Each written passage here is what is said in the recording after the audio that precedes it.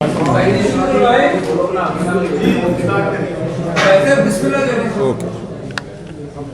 بسم اللہ الرحمن الرحیم، ایاک نعبد و ایاک نستعین۔ آپ سب کی یہاں تشریف آوری کا بہت شکریہ اور ہمیں موقع دینے کا بہت شکریہ۔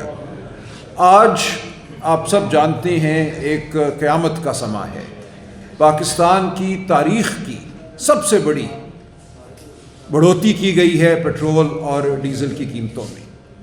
یہ آپ کے سامنے رہے کہ اپریل 2022 میں جب پی ٹی آئی کی حکومت کو ناحق ناجائز طریقے سے ایک منصوبہ بندی کے تحت ہٹایا گیا تو اس وقت ملک میں پیٹرول کی قیمت تھی 150 روپے فی لیٹر، ڈیزل کی قیمت تھی 144 روپے فی لیٹر۔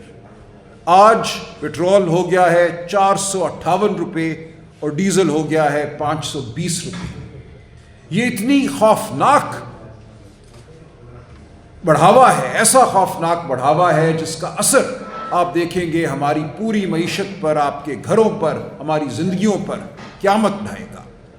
یہ کوئی معمولی واقعہ نہیں ہے، یہ پاکستان کی تاریخ کا ایک بدترین سانحہ ہے۔ کھاد کی قیمت بڑھے گی، بجلی کی قیمت بڑھے گی، کسان روئے گا، دکاندار روئے گا، پورا کاروبار، ٹرانسپورٹر آپ کے سامنے ہے صورتحال کہ ٹرانسپورٹ کے ساتھ کیا حشر ہونے جا رہا ہے۔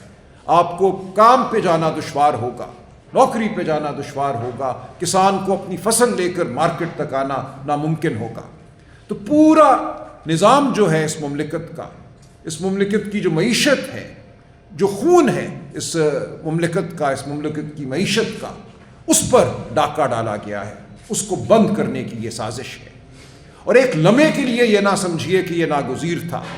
آپ کو کہا جائے گا کہ ایران کی جنگ کی وجہ سے یہ کرنا ضروری تھا، بین الاقوامی منڈی میں پیٹرول کی قیمت، ڈیزل کی قیمت چونکہ بڑھ گئی تھی اس لیے ہمیں یہ کرنا پڑا۔ یہ بالکل جھوٹ ہے۔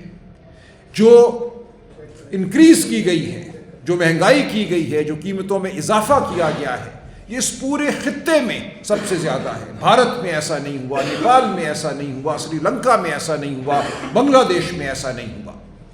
اور یاد رکھیے کہ جس دن یہ جنگ شروع ہوئی تھی 28 فروری، تو پیٹرول پہ ایک ٹیکس ہے جو وفاقی حکومت لگاتی ہے، جس کو کہتے ہیں پیٹرولیم ڈیولپمنٹ لیوی، وہ تھا 81 روپے فی لیٹر۔ اس کو بڑھا کر آج کر دیا گیا ہے 160 روپے فی لیٹر۔ یہ اربوں ہاں روپے کا، سینکڑوں اربوں ہاں روپے کا اضافہ ہے جو وفاقی حکومت کی جیب میں جا رہا ہے۔ اور یہ اس اضافے سے کیا خرچے ہیں جو کیے جا رہے ہیں آپ کے سامنے ہیں۔ 12 ارب روپے کا جہاز خریدا پنجاب میں۔ آپ جانتے ہیں کہ جو پرتعیش زندگی اسلام آباد میں گزاری جا رہی ہے، چیئرمین سینٹ کے لیے نئی گاڑی، 13 کروڑ روپے کی نئی گاڑی خریدی گئی، دیگر وزراء کے لیے، عہدیداران کے لیے اربوں ہاں روپے کی گاڑیاں خریدی گئی ہیں پچھلے چند ماہ میں۔ دیگر اخراجات ہیں جن میں کمی کیا، اضافہ رکنے کو نہیں آتا۔ تو بہت عرصہ ہوا اس ملک کے ہر دانشور نے، 78 سال سے اس ملک کا ہر وہ دانشور جو غریب کا درد اپنے دل میں رکھتا ہے، وہ ہمیں یہ بتاتا چلا آیا ہے کہ یہ ریاست بنی ہی عمرا کے لیے ہے، ان کے لیے جو اپنے آپ کو شرفاء کہتے ہیں، ایلیٹ سٹیٹ ہے یہ۔ اس ملک میں ایک تصور پہلے دن سے قائم کیا گیا کہ یہ وہ لوگ ہیں جو اس ملک کے حاکم ہیں انگریز کے جانے کے بعد۔ اس میں عسکری لوگ بھی شامل ہیں، اس میں سویلین لوگ بھی شامل ہیں، اس میں وہ لوگ شامل ہیں جو سمجھتے ہیں کہ طاقت پر ڈاکہ ڈالنا ان کا حق ہے۔ یہ ڈاکہ پڑا 8 فروری 2024 کو، آپ کے ووٹ کو، میرے ووٹ کو، کروڑوں پاکستانیوں کے ووٹ کو روندا گیا۔ اور ووٹ کو روندنے کا مطلب ہے کہ آپ کی آواز کو روندا گیا، آپ کی زندگیوں کو، آپ کی خواہشات کو روندا گیا۔ اور آج اس کا ثمر، اس کا پھل ہمارے سامنے ہے۔ ایک ایسی حکومت بنی جو فریب پر کھڑی تھی، جو جھوٹ پر کھڑی تھی، جس کی جڑیں عوام میں نہیں ہیں، جو آئندہ بھی یہ سمجھتی ہے کہ حکومت میں رہنے کے لیے اس کو عوام کے ووٹ کی ضرورت نہیں ہے، اس کو صرف فارم 47 کی ضرورت ہے۔ فارم 47 اس کو بنانے والے دے دیں گے اگر وہ خوشامد کرتے رہے، سر جھکائے رکھا انہوں نے۔ جب آپ جمہوریت کو خاموش کرتے ہیں، جب آپ ووٹ کو لوٹتے ہیں، تو یہ ہوتا ہے جو آج ہوا اس ملک میں۔ جمہوریت کوئی آسائش نہیں ہے۔ لوگ بھول جاتے ہیں کہ جمہوریت کیوں ضروری ہے، کیوں ہم جمہوریت کی بات کرتے ہیں۔ جمہوریت کا براہ راست تعلق آپ کے میرے بچوں کے ساتھ ہے، ہماری آوازوں کے ساتھ ہے۔ کیا وجہ ہے کہ اس ملک میں آج بھی 15 سال کی عمر کے بچوں میں 40% ایسے ہیں جن کے ذہن اور جن کے جسم سکڑے ہوئے ہیں، سٹنٹڈ ہیں، اپنی عمر کے لحاظ سے وہ کمتر ہیں، ان کے ذہن کو خوراک نہیں ملی، نشو و نما نہیں ملی، ان کے جسم کو خوراک نہیں ملی، نشو و نما نہیں ملی۔ یہ پورے خطے میں ایسا نہیں ہے، بنگلہ دیش میں یہ نہیں ہے، بھارت میں یہ نہیں ہے، سری لنکا میں یہ نہیں ہے، نیپال میں یہ نہیں ہے، یہ پاکستان میں ہے۔ اور اس کی ایک بڑی وجہ ہے کہ پہلے دن سے اس ملک میں جمہوریت پر ڈاکہ ڈالا گیا، جمہوریت کو ایک آسائش سمجھا گیا کہ دل ہوگا تو دیں گے، دل ہوگا تو نہیں دیں گے، کیا ہوا اگر الیکشن لوٹ لیا، الیکشن تو لوٹے ہی جاتے ہیں۔ ہم نے یہ نہیں اب ماننا، جب تک آپ یہ مانتے رہیں گے کہ الیکشن کو لوٹنا کسی کا حق ہے، کبھی ایک کو بیساکھی کے ذریعے حکومت میں بٹھا دیا، کبھی دوسرے کو بیساکھی کے ذریعے بٹھایا، وہ کوئی بھی ہو، ہم نے رد کرنا ہے اس تاریخ کو، ورنہ وہی ہوگا جو آج ہوا۔ دیکھیں، جب ہم یہ کہتے ہیں کہ اس ملک میں غربت ہے اور غریب ممالک میں تو ایسا ہوتا ہی ہے، یہ بالکل جھوٹ ہے۔ اس ملک میں غربت نہیں ہے، اس ملک میں عوام کے حقوق پر ڈاکہ ہے۔